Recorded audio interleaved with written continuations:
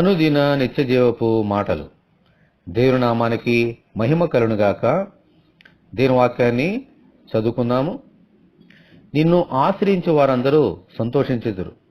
నీవే వారిని కాపాడుదువు గనుక వారు నిత్యము ఆనంద ధ్వని చేయుదురు. కీర్తనల గ్రంథము 5వ అధ్యాయము 11వ వచనం. మనకు ఆపద వచ్చినప్పుడు సాధారణంగా అందరూ ఆశ్రయించేది మనుషులనే. అయితే వారు మనలను కాపాడుతారనే గ్యారంటీ ఏమీ లేదు. ఎందుకంటే వారు కూడా మానవ మాత్రులే కదా. ఇక సంతోషం ఎక్కడిది? అయితే అదే ఆపదలో మనము దేవుని ఆశ్రయిస్తే మనకు ఎంతో సంతోషం. ఎందుకంటే మనలను కాపాడేవారు దేవుడు మాత్రమే. ఆయన కాపాడినప్పుడు మనకు నిత్యము ఆనందమే. హల్లెలూయా. అలానే మనుషుల మీద ఏమాత్రము ఆధారపడకూడదని కాదు.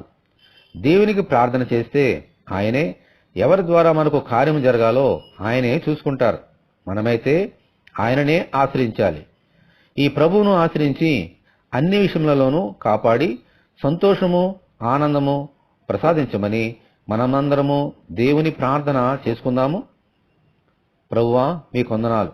మాకు ఎదురవుతున్నటువంటి ప్రతి శోధనలో కూడా నిన్ను ఆశ్రయిస్తే మమ్మల్ని కాచి కాపాడి మాకు సంతోషాన్ని ఇస్తారని ఈ వాక్యం ద్వారా మాతో మాట్లాడారు.